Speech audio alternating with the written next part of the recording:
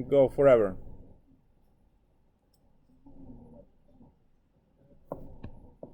Hello and welcome back to Calculus 3. Today on the menu, partial derivatives. Special. So, we learned about functions, define the function. We learned about limits. We learned about continuity for about 7 seconds.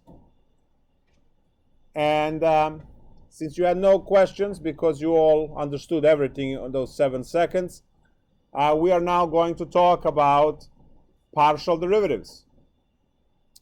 Same progression like in Calc 1. Define the function, learn about limits, learn about derivatives.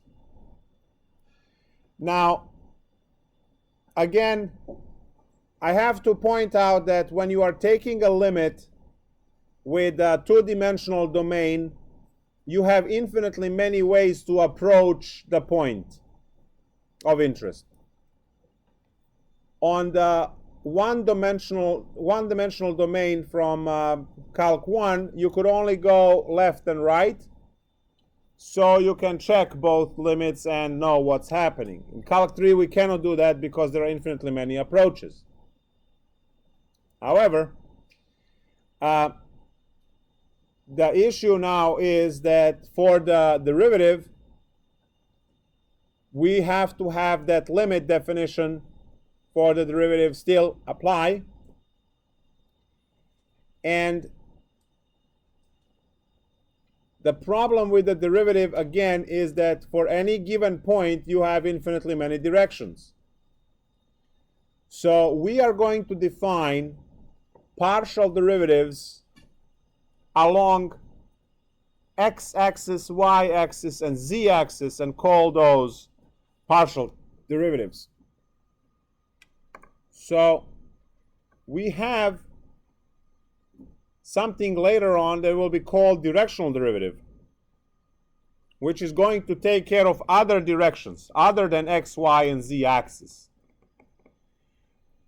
When you take your regular derivative from Calculus 1, dy dx, you are actually taking a partial derivative fx because it is along the x-axis. So the good old derivative, which gave you the tangent line and all other cool features, which you called dy dx, is now going to be called f with a little x index, and we'll call that partial derivative of x. It is called that way because it is on the it is along the x-axis. Now, when we have a 3D case with x, y, and z, and again we have some surface that does something, we are going to have, for some given point, the derivative fx, which is along x-axis, and the derivative fy, which will be over y-axis. They only measure the change in those directions. If you want anything in between, you have to wait for the future lecture on directional derivatives.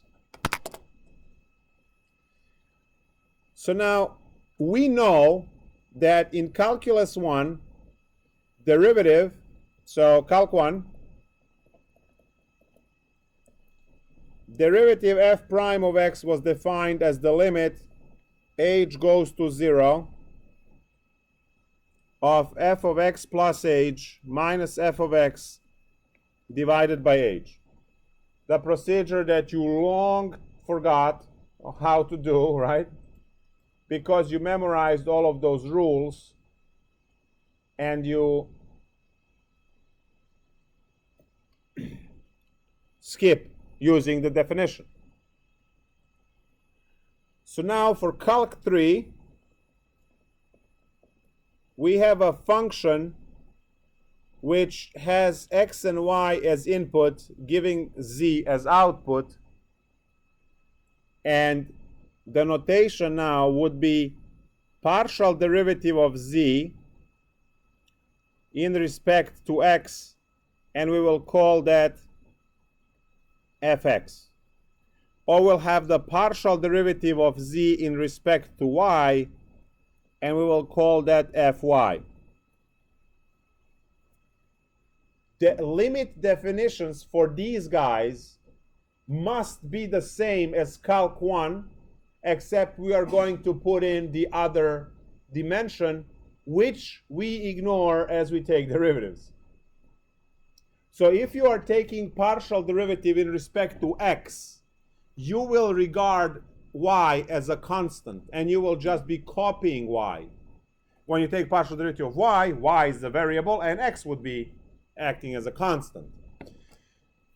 So if I am to define the partial derivative using the limit definition, I have h goes to 0, and now I will have f of x plus h comma y minus f of xy divided by h. As you can see, if you are to ignore the y completely, even though erase it from the definition, all you get is just a basic derivative in x direction. Now we do have to have that y there because the function is given in respect to y. The same thing happens for the y partial derivative, which is in direction of the y-axis, giving us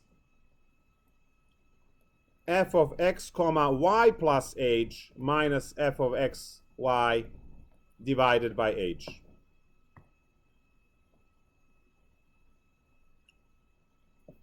So these are your partial derivatives.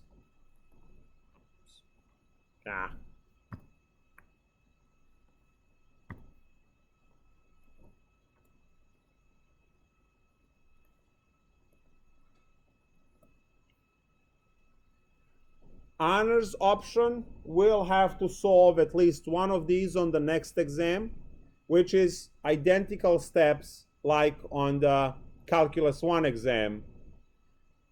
The rest of the class will be working on derivatives using the derivative rules. So what I want to do now is I want to use the limit definition to find partial derivative, let's say, in respect to y. And then we are going to, for the remaining of the course, use the shortcuts which we memorized, right? Derivative of y cubed is 3y squared, and so on. So first example is the example that the honors option will have to know for the test, and all others in the class is just, you know, as a kind of show-off piece of what is actually going behind the curtain when you are doing those shortcuts. So let's define function z. You can also call it f of xy as you know, something simple like 3xy squared. There we go.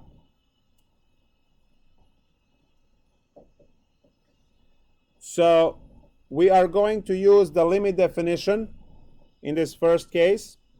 I'm looking for partial derivative of z in respect to y, which is also denoted as fy, like this.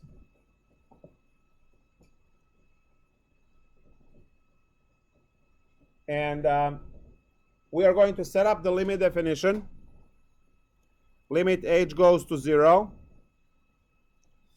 And the only one that I am increasing because I'm looking for the y is the y. So it's going to be 3x y plus h squared minus 3xy squared divided by h. If I was looking for the partial derivative of x, it would be x plus h, and y would be just y squared. So now we work this out. Limit h goes to 0. I have to square this, so I have 3x y squared plus 6x y age plus 3x age squared minus 3xy squared, all divided by age. We see that these guys drop. The remaining two terms both have age, and I can factor it out. I hope you guys see that this is identical to what you did in Calc 1, except you have to drag these x's as well. Factor out age. We have 6xy minus 3x age divided by age. Now age dies out. And as I apply age equals to 0, the second term dies, leaving us with 6xy.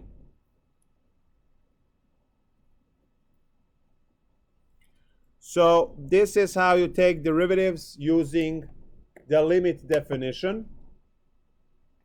You will put plus age either on x's or y's, depending which direction you are considering. Is it derivative in respect to x or in respect to y, the partial derivative? Now, moving on to the shortcut method, I'm looking to take the partial derivative in respect to y of 3xy squared. I already said this. If you're looking for partial derivative in respect to y, you will regard x as a constant. Therefore, you will copy 3x, and you will take the derivative of y squared, which is 2y. Now, no need for chain rule, because y is the independent variable. Y is just as good as x. So no chain rule here, because you are taking the derivative in respect to y. So you get 3 times 2 is 6xy, which is what we have above. So one more time, when you are taking the derivatives either in respect to x or in respect to y, you will hold the other variable constant, and you will just be copying it. Fair?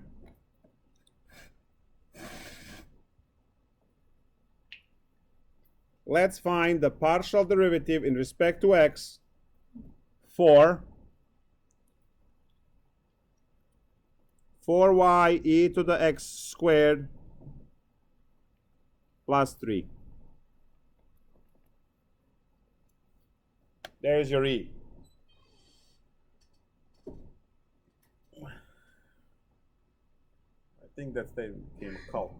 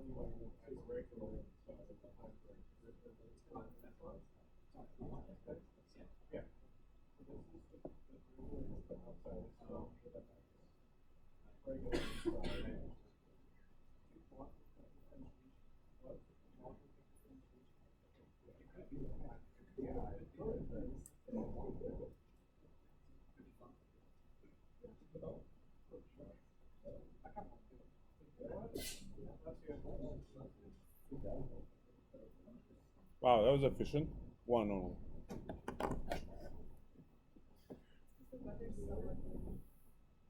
It's awesome. I love it. Did you say saucy in regards to the weather? No, I said it's awesome. I just I used it as a one word. It's awesome. It's awesome.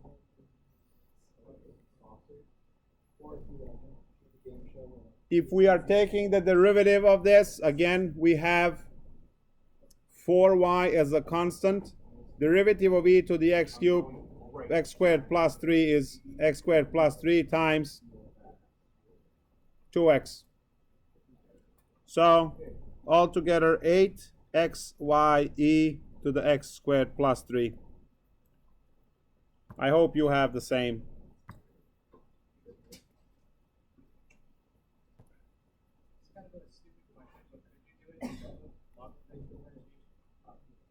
Why not?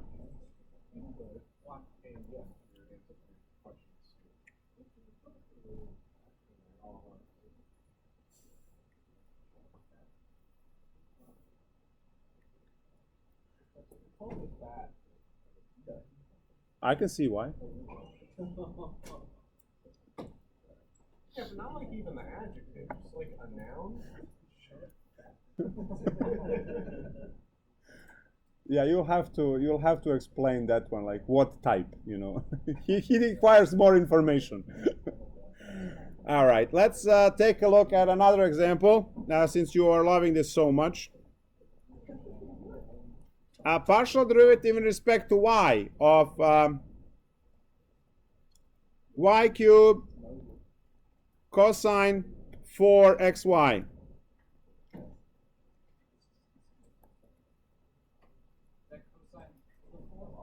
Cosine to the fourth, yes. You can see it's to the fourth. Just asking to ask.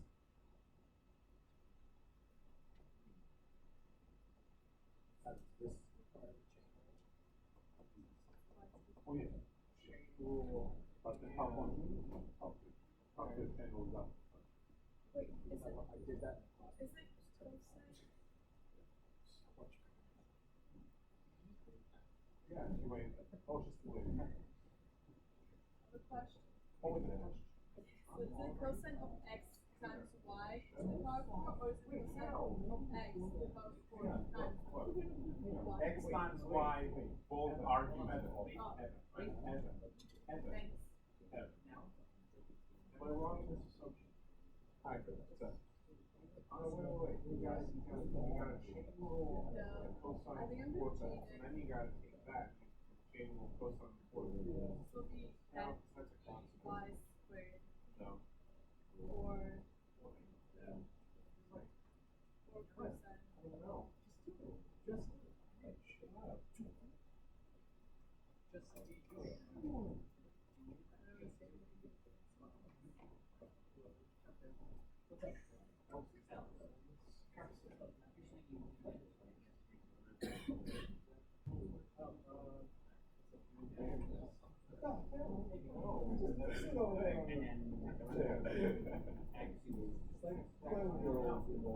Right now, by that I mean this is all part of the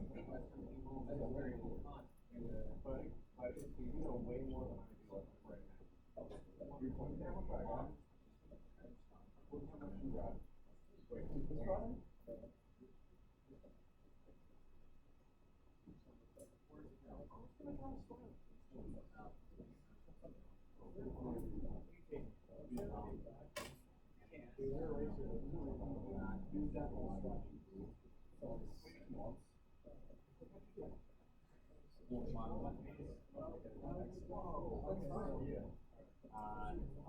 Silly Billy. I mean, technically, all you can do is plus 3y squared cosine 4 cosine x minus 1. Now,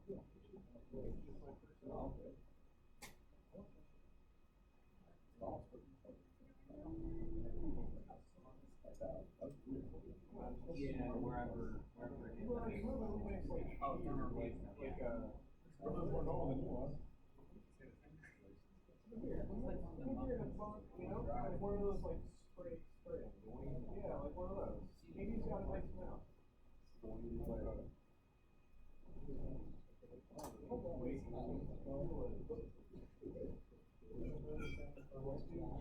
Okay, let's take a look at the problem together. We have derivative in respect to y, and we have two functions that contain y which are multiplied together. Therefore, the standard Calc1 product rule applies, and then cosine to the fourth xy has a chain rule within. So we start by remembering the product rule, which said copy the first derivative of the second plus copy the second derivative of the first, right? That was the product rule. And now we use it. So copy the first function, which is y cubed, and take the derivative of the second function. Now that's the chain rule, so we have 4 cosine cubed xy times the derivative of the inside, which is derivative of cosine xy is negative sine xy. But then you have one more chain rule, because this is not just cosine of y, it's cosine of xy, so there's also an x that pops out. So this was a very evil chain rule, because it was 3 functions chain, right? And now we go plus cosine to the fourth xy times 3y squared. And then we can try and simplify this mess. And yes? This one? Yeah. It's a chain rule from here. You know how when you take the derivative of cosine 3x, you get 3 negative sine 3x? Well, that x now plays the role of 3 because it's a constant. We are taking derivative in respect to y.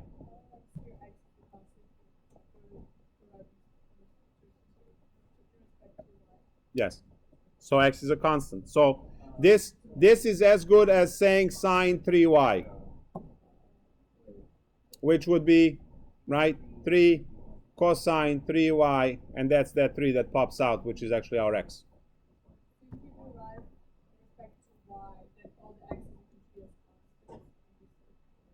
Yes.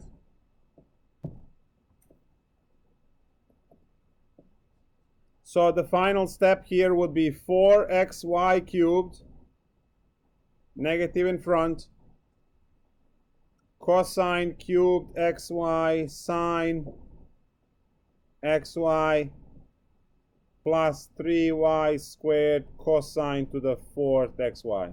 Now yeah, you can factor and do stuff, but we don't have to set this equal to 0 all the way till 12.8, I think. So leave it alone for 3 sections. Yes. Could you just walk me through that chain rule again? The outer function is like y to the fourth, right? Because everything is raised to the fourth power. So it will be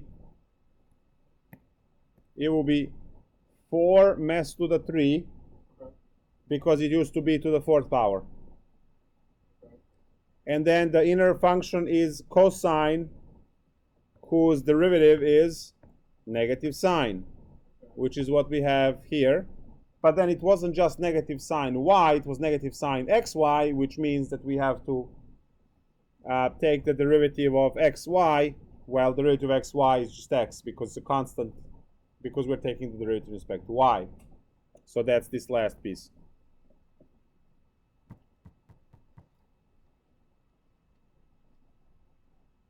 That's the part that I'm lost on. That's exactly what Aga asked earlier. What is the derivative of sine 3y? 3 cosine 3y. Yeah. So now, what is the derivative of sine xy if y is the boss? I get it. Right, that's the chain rule.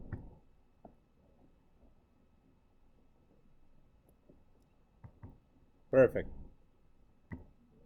Let's take the partial derivative of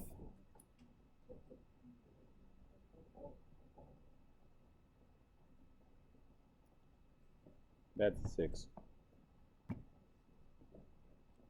Partial derivative in respect to x of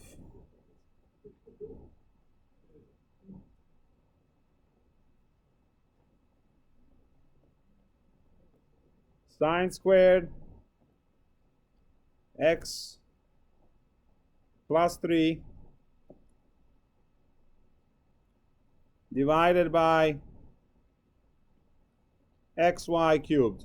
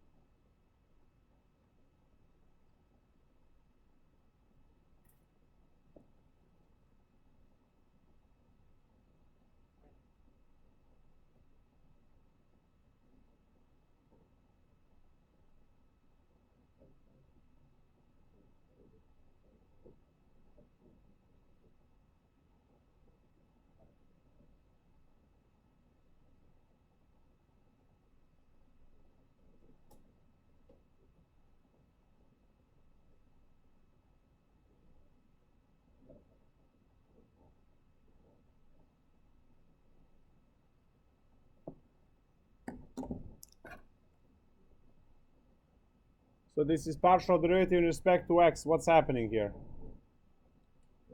Quotient rule. So we are having quotient rule. We take denominator and square it. Then we copy denominator as is times the derivative of the numerator, which has, again, the chain rule. So it's 2 sine of x plus 3 times the cosine of x plus 3. And then in a chain, there is that times 1 for the inside, but x plus 3. So minus sine squared x plus 3 times the derivative of the denominator is just respect to xy cubed. My derivative of x on the bottom is just 1. And y cubed is a constant. So now you see that you can factor out y cubed.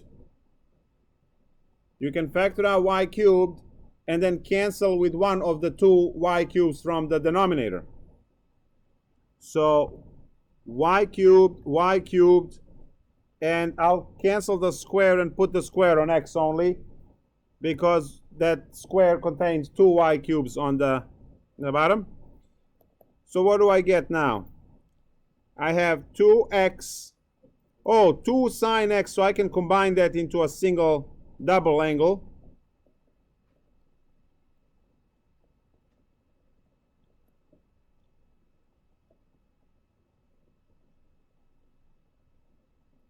There we go.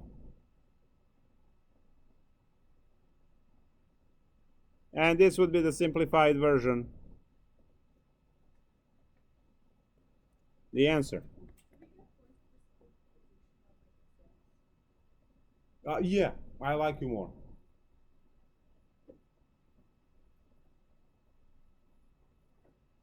Why is it just y cubed at the end? Because as I am taking the derivative in denominator, right? The first one copies denominator, the second one is taking derivative of denominator. When I take derivative of this, I'm taking derivative with respect to x. Derivative of x is 1, and the y cube is a constant. So it's like taking the derivative of 4x. So it will just be 4. Right?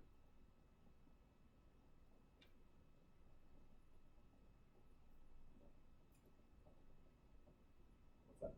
Why put a square on the bottom? Why doesn't it transfer to y cubed? It did, but then I canceled one of the y cubes.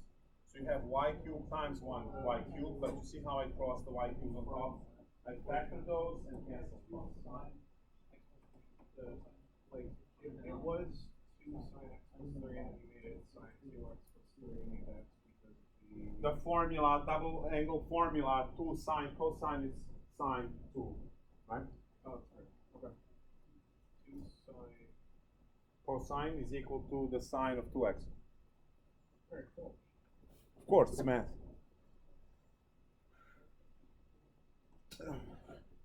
Let's see a problem from textbook, because they also have problems.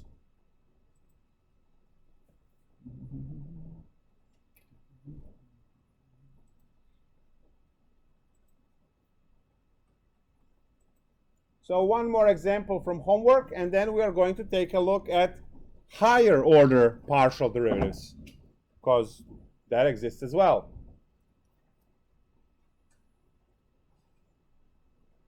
Partial derivatives with more than 2 variables.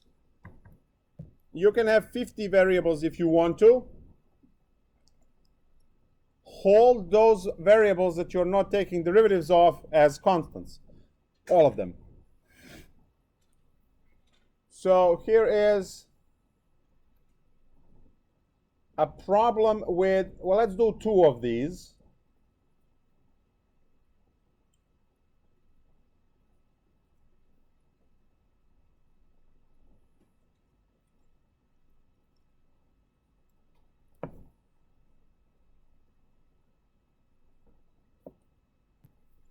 These are good for Lagrange multipliers, which is what we are dealing with at 39. So, well, sorry, 12.9, very soon. So let's take a look at, let's say you have f of x, y, z is xy plus xz plus yz. Find all partial derivatives. You have 3 of them, right? Find all partial derivatives. So that's the vanilla function.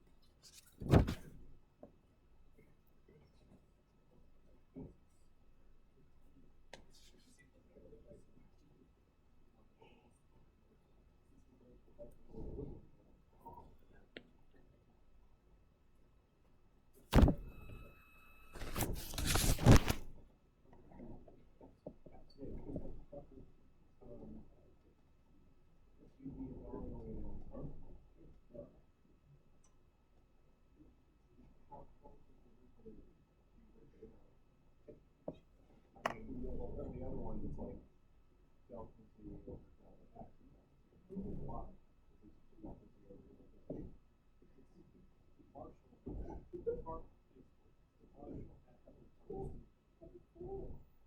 All right, you guys done?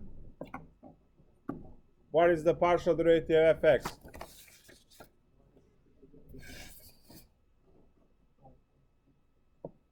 Y plus z. How about fy? Fz. Very good. Done deal.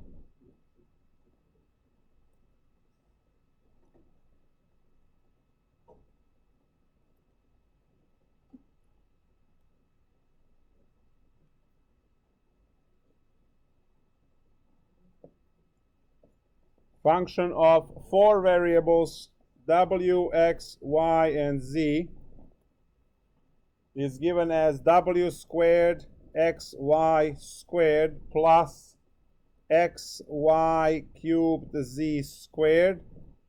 Find all four partial derivatives.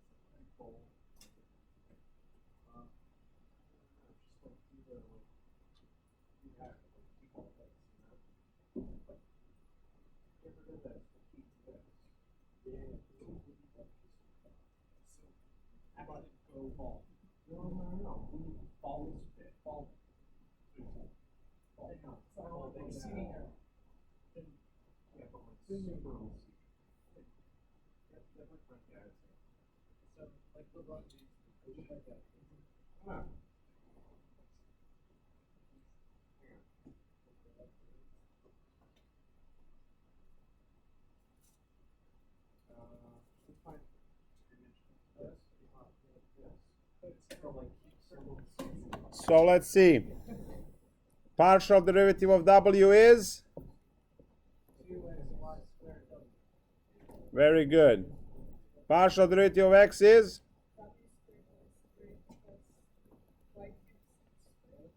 Very good. Partial derivative of y? 2w squared y plus Nice.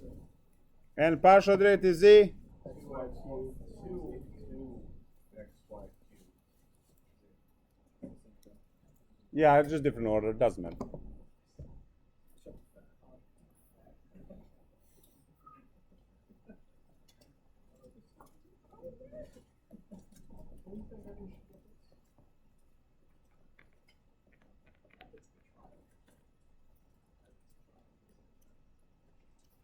Higher order derivatives.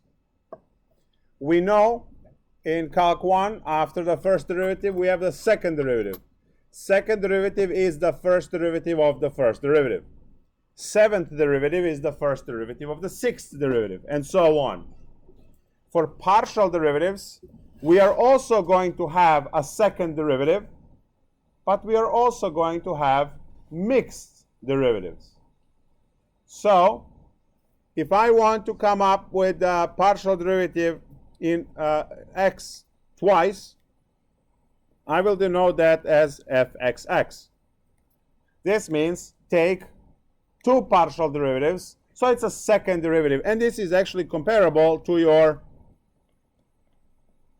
good old derivative that you know from your past life. But now, in this string, we can actually also hop from one variable to another, so I can have fxy, or fxyz, or fxyy, right?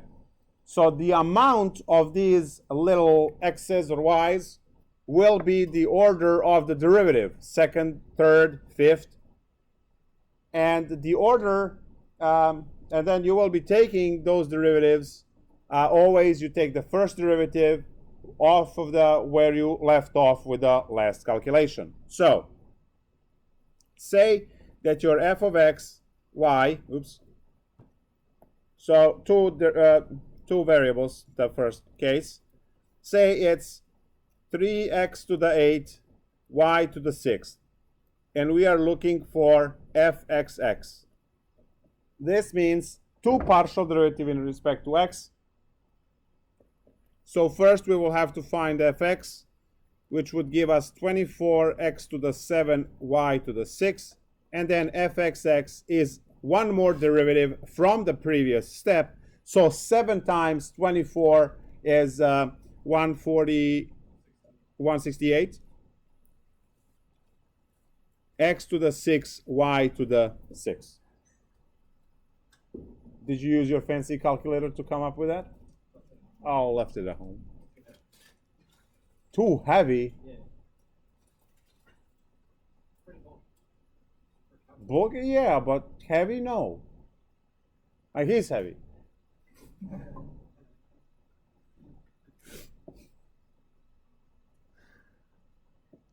FYY.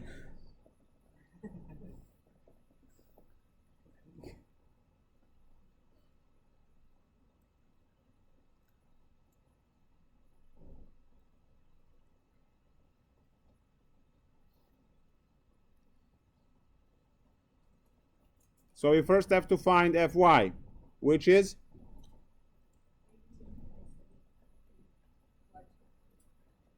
very good. And now Fyy,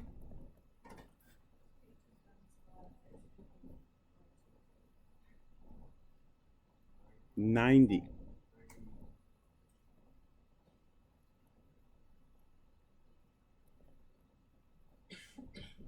Y to the 4th. Great.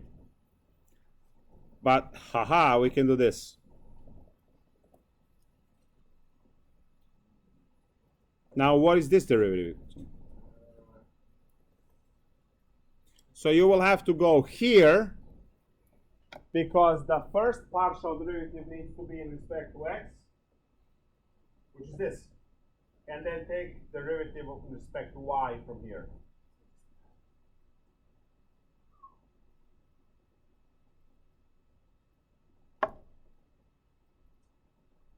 Because this is the first derivative in respect to x. This says the first derivative must be in respect to x, the second derivative needs to be in respect to y. So you already have the first derivative done. Now take the derivative of this in respect to y, and that goes there.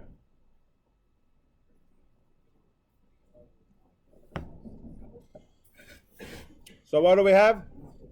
144 x 7 y to 5. Very good. Now, how about this one?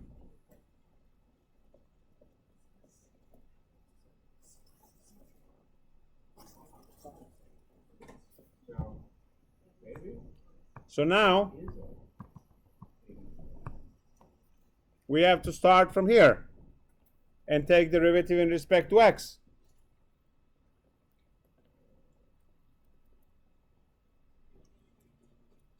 So 18 times 8?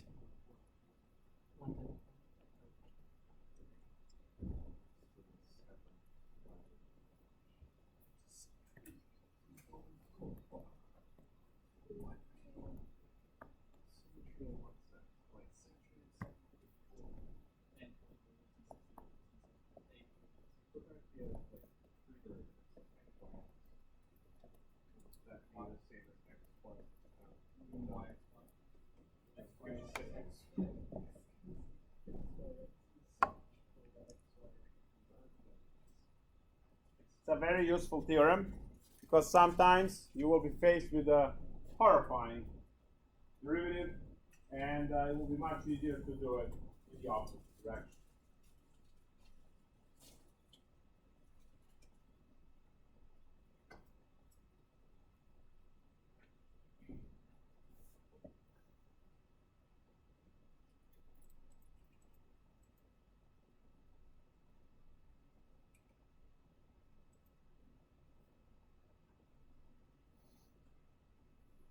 Again, like in Calc 1, differentiability implies continuity. So if the function is differentiable, it is continuous. Doesn't work the other way.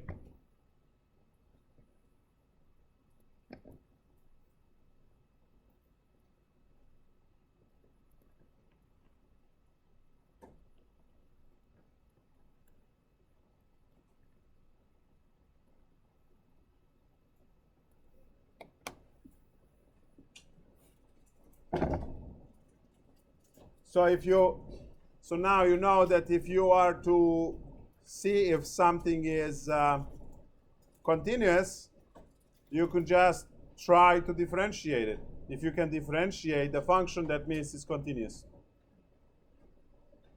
Which is a very powerful statement, given that you can check infinitely many approaches to find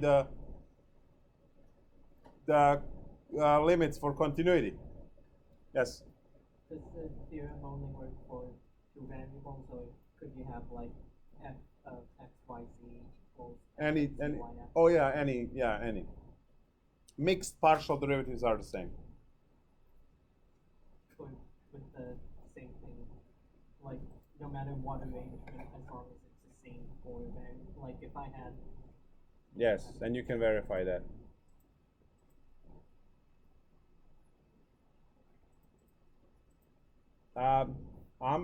I'm out of problems. That's it. Let's take a break, and then when we come back, we will talk about the chain rules, plural this time. By stream.